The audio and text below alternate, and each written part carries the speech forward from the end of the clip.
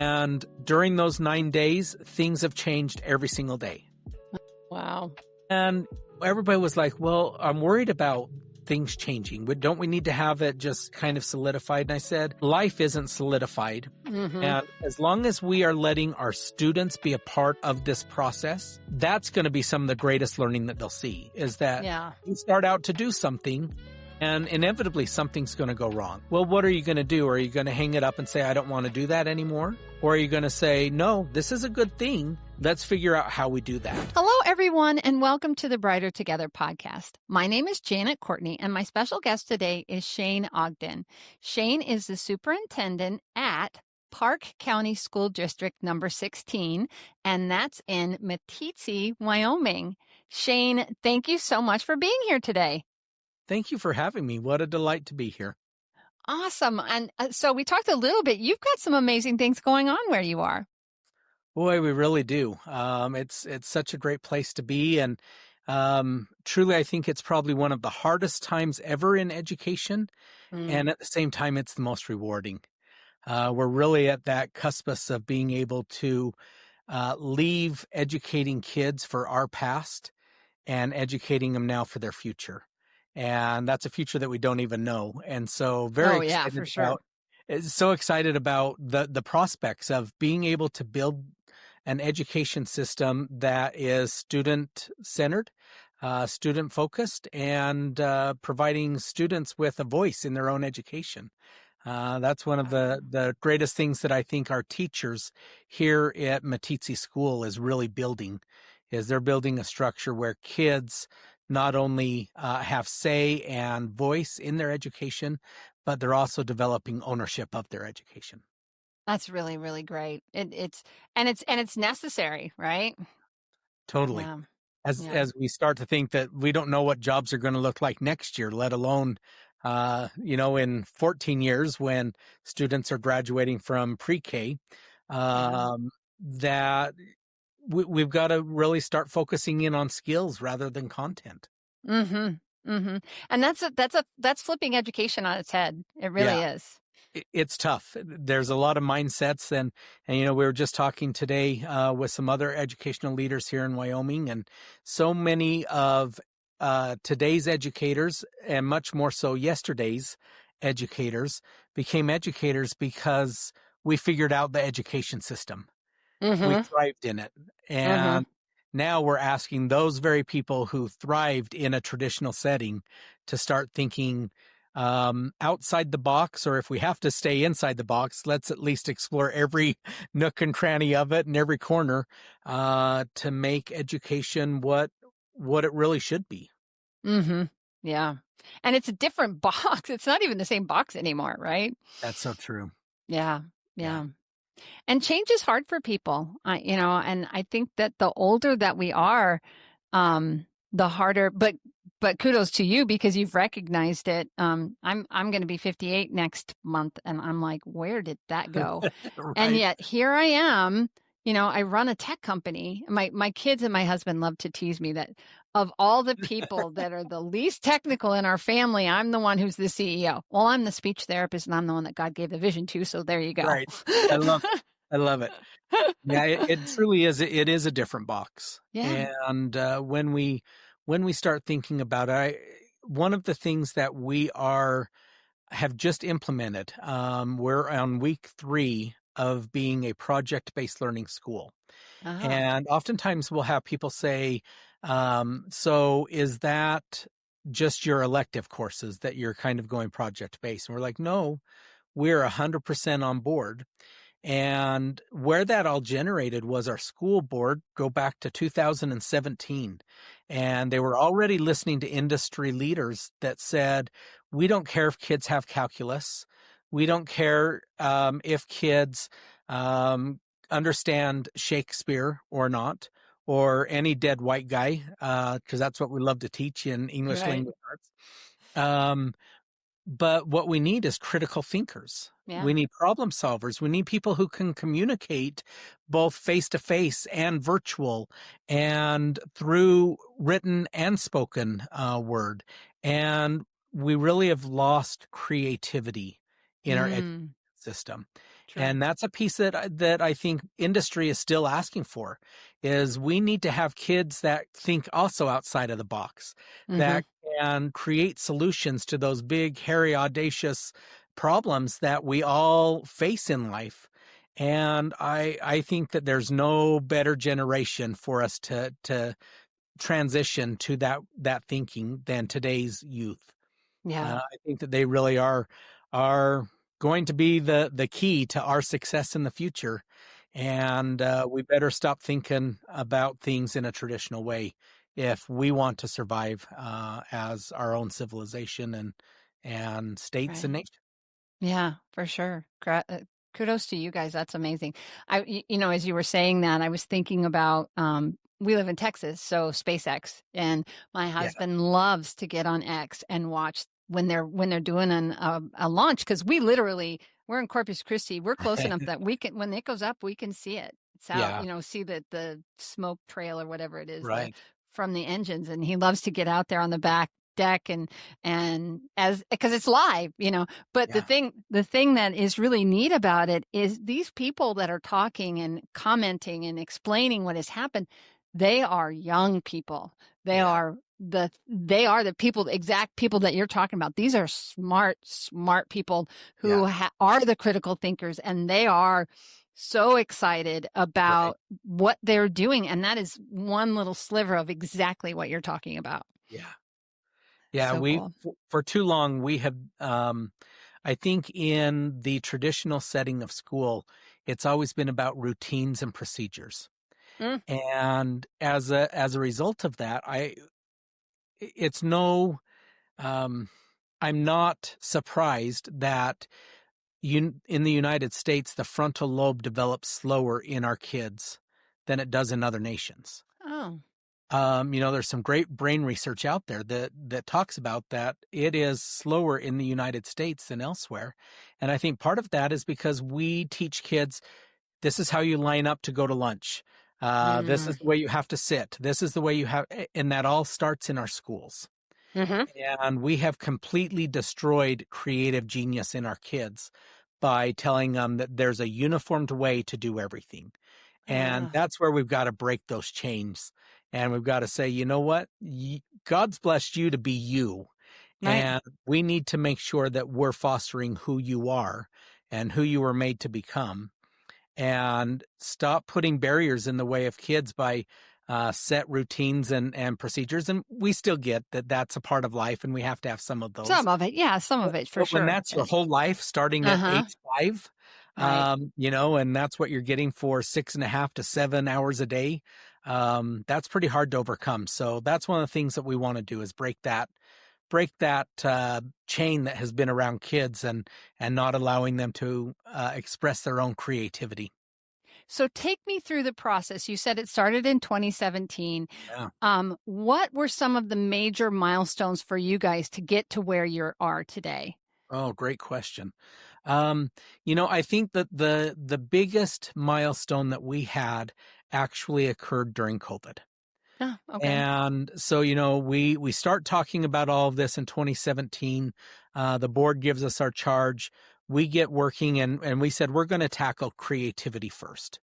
Mm-hmm. And so we had some great consultants that came in and did some work with our teachers, and really it was helping teachers to refine their creativity. Mm-hmm. Because again, we're creatures of Yeah, habit right. We've and we done this a love the long time. Don't routines.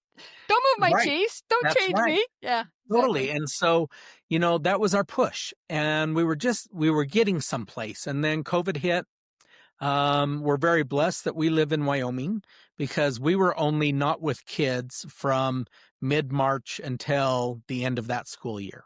And then Mm. we had kids back at the beginning of the next school year.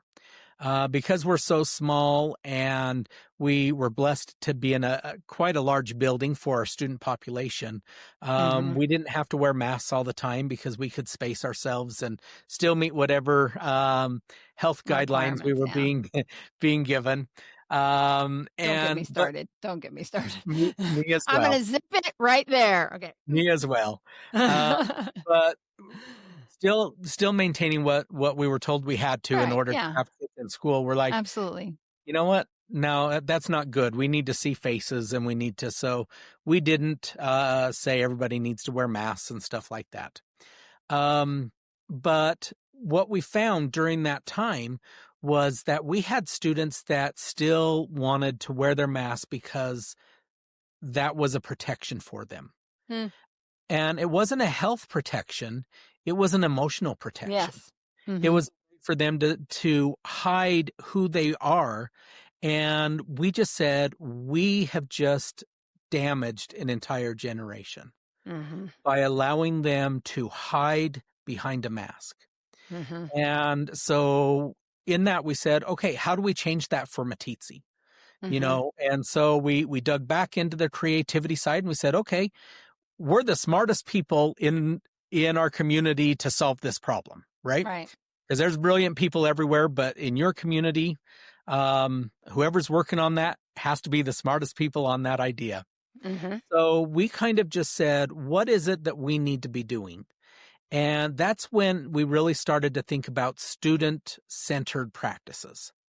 What does it look like to have students become a part of who we are, of our curriculum selection, of assessment? And it was really kind of just mind-blowing at first for everybody to go through that process and start to think about, well, what does that look like? What would that mean to me? What do I have to change as a teacher? There's a big difference between being supported by somebody who's walked in your shoes and someone who hasn't. At Lighthouse Therapy, our leadership team is made of experienced clinicians who've actually worked in schools.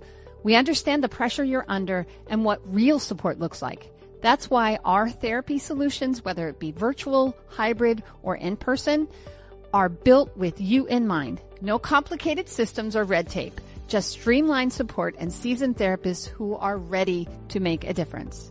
Learn more at lighthouse-therapy.com/brighter together. And we just came back to, there are 4 key elements that students need, and that's critical thinking, problem solving, creativity, and communication. So let's focus on those. And it started out with us, let's align what we currently do to those characteristics Right. Yeah. or those traits that we're Pillars or trying to yeah. develop. Mm-hmm. Yeah. Mm-hmm. And so we kind of go through that process, and it was very evident that we needed to undergo a culture change as a school. And any type of a culture change has to start with the adults. Mm-hmm. So we spent probably 2.5 to 3 years just focusing in on making sure that teachers knew that they were the experts. So much of media wants to tell them that they're not. Yeah. And we wanted to reinforce that. But at the same time, we wanted them to stretch, and we wanted them to say, I may be a content expert, but am I a learning expert? Let's move away from teaching and let's focus on learning. And Okay. so within that, we did a lot of things to create a climate. We started with climate, making it a Mm-hmm. place that teachers wanted to be.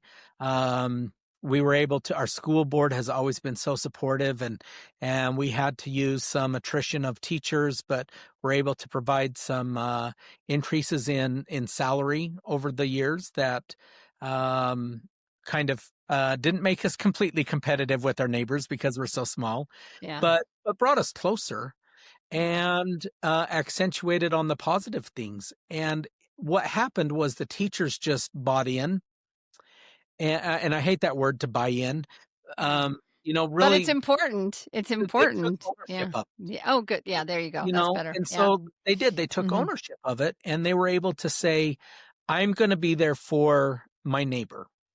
And so that really, I think, was the big turning point for us, is when we established a culture that was one of support of each other as educators. And then we started to dip into, and I can hold my fellow teacher accountable. Mm-hmm. So if they're doing something that is not student focused, it's okay for me as a teacher to just say, hey, Janet, love you, but this might not be the best thing. And did you think about what that might be doing? Right. Or how could you make sure that kids have more of a voice in this instead of just telling them? Mm-hmm. And so that was really our big turning point. From there, what we had the blessing of was all of that. One good thing that came out of COVID was the federal government gave us a lot of money. Yeah. The ESSER Um, money. in Yeah. my opinion, it was too much money and it shouldn't have been given. Uh, But they gave it to us, so we're going to use it. yeah, absolutely. And while a lot of people used it to do different things, what we said is we want to use all of that money to increase the capacity and efficacy of our teachers. And so we were sending all of our teachers to national conferences. We were bringing in national speakers. We thought that we needed to build ourselves collectively as a whole through the individuals in order to really become what our kids need us to become. And I think that that really helped that culture piece as well. Is all of a sudden teachers are feeling like they are recognized as being a professional. Right. They're recognized that their growth is just as important as everybody else. So that transition of making all of our teachers, and we made every single one of them, the transition of having teachers and professionals and support staff go and have to become learners, I think shifted their mindset. Mm-hmm. So now they had to view things from a learner perspective. And when we would get back from those, we'd have those conversations about what did you learn? How did you learn that? How do we apply that to our kids? So the content that we were getting was fabulous. But more important was that work that we did behind the scenes afterwards to Mm-hmm. say, what does it feel like to be a learner? Were you uncomfortable when you heard this? Do our kids feel the same way? So how do we shift that? What is that process? And then through the University of Wyoming, we had an opportunity of sending a cohort of teachers to various schools in around the nation that are doing student-centered practices, whether they're CAP schools or PBL schools and other schools. And I give a shout out to Wildlands School. It's a charter school, and we ended up sending all of our secondary staff there to spend a day with them. We also looked at the STEM Tesla School in Washington State, and just tried to bring all the best things that we were seeing from around the nation and said, what they're doing is right for them, but it's not right for us. So how do we Yeah. tailor ours? Yeah. Make it fit your community. Yeah. Yeah. Yeah. And I think for me, I would say the biggest success that I've ever had as a school leader, as a district leader, was we empowered our teachers to build it. Nice. So we said, you know what? Here's the scaffolding. Here's the non-negotiable things. Here's the box Right. that for Right. right now Mm-hmm. you have to stay in. Them in. So Yeah. as the teachers are bringing back all of these amazing ideas, we had to say, how does this fit Meeteetse? How do we build this to become our own? So we set up that scaffolding and said, these are the non-negotiables. Now you guys build it.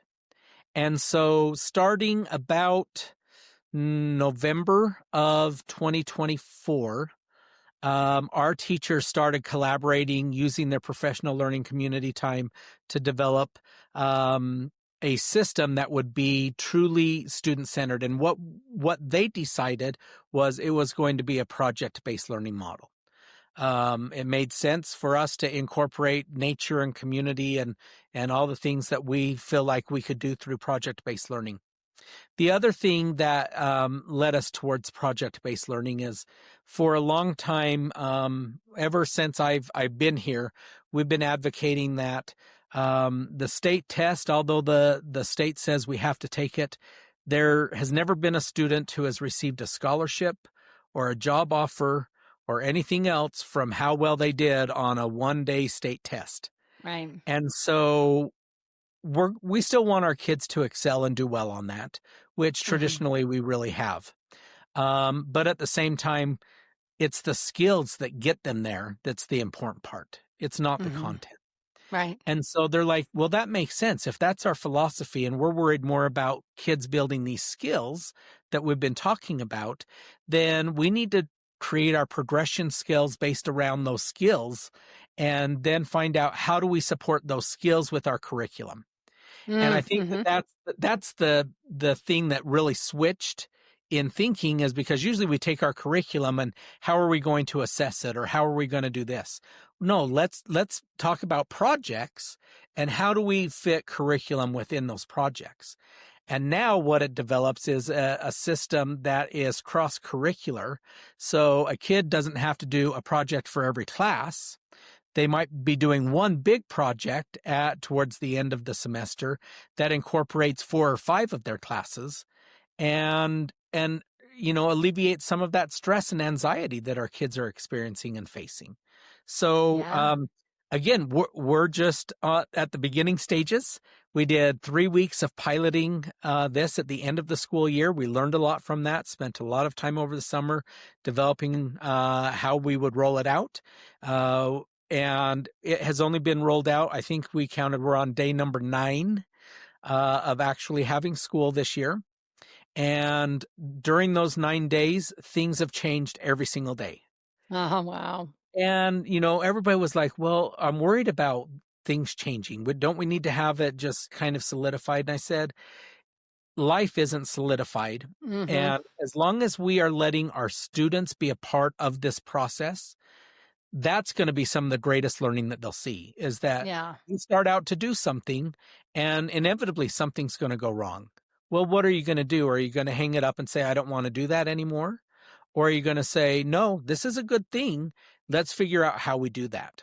And so that's kind of been the most rewarding thing over the last 9 days, is having our students provide feedback and having them see that the feedback and suggestions that they are giving are being listened to and are actually changing our entire structure. Wow. Wow. And so people know, because this is probably going to come out sometime in November. It is only September 9th. Yeah. So it hasn't been 9 days in November that they've been doing this. They started this at the beginning of the school year. Right. And wow, fantastic. I'm so Yeah. excited for you guys. I'm excited for Oh, your thank you. kids, for your Yeah, me students. too. And I was thinking, part of what we did, my kids went to traditional school for a while. I'm a teacher. I'm an educator. We homeschooled for 8 years. Yeah, And what you're talking about is it's some of what the homeschool model has become, is it educating really the is. child, not just, Yes. putting them into this box, figuring out activities and doing things. I mean, anything, Yeah. anything out there. It can be a lesson for a child. And when you have really smart people like you have, that are taking those teachable moments, because there's so many teachable moments in whatever activity you're doing. I always tell people, as a speech therapist, give me a topic. I can do a language lesson on it, because Right. language is such a huge part of everything that we do. I don't have to have a particular, but I've been doing it for 31 years too. I mean, so it's not, I didn't start out that way, but Right. you can take whatever is happening and make it a lesson in critical thinking and executive function and, comprehension and retention and all of those things. And just, but you have to think outside of, it's not, I don't need to check out all these boxes. Did I, people would say, well, gosh, you spent the whole time just talking to them. I was like, yeah, you know how much we got done in Right. that time in the conversation. This child did something that they'd never done before, but you're cueing in on it, right? Because I knew as a therapist where I wanted that child to go. So it's going to be a beautiful. I'm excited for you guys. I really am. Thank you. There's great things that happen in homeschools. There's great Hmm. things that happen in charter schools and in private schools. And we just happen to be in the perfect spot at the perfect time to say we can embrace all of those different pedagogies and thoughts to Hmm. say, let's make schooling about kids. Yeah. Yeah. Yeah. All right. The last part of our mission statement is for the betterment of students. Bottom Yeah. line, Right. everything that we do is for the betterment of students. Well, you have to, right? Yeah. Otherwise, you're just you're never going to grow and you're never going to become what you should become. Mhm. So, we try to be open about that and have conversations with people that are like, hey, i- one thing that we're getting better at is as we hear third hand that so and so said something downtown. Uh, Mind you, that Meeteetse is only 1 square mile, so downtown's pretty Yeah. relative. But pick up the phone and have a conversation, Mhm. Mhm. and so that's really kind of our thought was let's make sure that we are just having that communication. And so the other piece is that we need to tell the story. And Mhm. so we're going to be working on a media campaign all done internally. We can show what this looks like. So those that have questions, the other thing is we've always been a very open school, an open campus. Mm. So we're inviting people in. Come in and see what's happening. Don't take somebody else's word for it. Come and watch what happens Yeah. Come and see and it. and see what that looks like. And of course, we worry about all the safety procedures, and so we just go through those that we have in our policy to Oh, make sure yeah. that Right. right. Yeah. But at the same time, That's we so want sad that people we to have to come do in and that, see. but yeah. Yeah. Yeah, Yeah. I get it. And PBL is project-based learning, just so we're clear, right? Yeah. correct. Project-based Okay. learning. Yeah. Okay. Beautiful. So, Shane, where do people come to learn about what your guys are doing and to follow this process? Yes. So, our website, we try to keep that. We've got a big Y Meeteetse at the top of our website, and that's where we direct a lot of people to go. Our website is PCSD16.com, for Park County School District There you 16.com. go. At least they don't have And to know how to spell Meeteetse. that's right. That's right. Which is really easy. When you think you've Yeah, used it too is many me. E's, There's you have to add yeah, a couple more E's, and yeah, you just and then you extra have E's in there. So yeah, I'm just going to say it now. Meeteetse. correct. Meeteetse. Yeah, Wyoming. And that's because I was looking at it, not because I Yeah. knew how to spell it. It actually means where the chiefs meet, and there's some Oh, great history in the area, and I'm like, our kids need to know that. So yeah, that's the other absolutely. thing that opens things up and allows Yeah, us to do that. We're yeah, also on Facebook and Instagram, and for the first time ever, I have a TikTok account just so that we can post videos, and we're on X, and we've good. got a YouTube channel. So we use Awesome. all of those venues, and if you look up Meeteetse or PCSD16, usually that will lead you right to them. Awesome. Awesome. Well, thank you, Shane. I love it. I love what you guys are doing. I'm excited for you and for the future for your kids. It's definitely bright. Thank You've you so got much. yeah, yeah. And thanks for being on Brighter Together because we're brighter Oh, together, right? thank you for the invitation. It really is so amazing. We have the Brighter Together just fits so well because we have a group of students that we've been using as a cohort to facilitate a lot of the work that we've done over the last 2 years. And they are going to go and present at the Aurora Institute Symposium in October. It's now the full scale symposium, Wow. and they do it all themselves. So there's not a single adult that will say a word Wow. during their presentation, and it's all hands-on learning for adults and students that attend. When we talk about those successes, that's a part of it. Is now our kids are getting exposure nationally. Awesome. Awesome. Well, Shane, thank you so much. Thank And you. I wish you guys the best and would love to hear as it progresses how it's going from you for We sure. would love to share. So Okay. Thank thank you you. so much.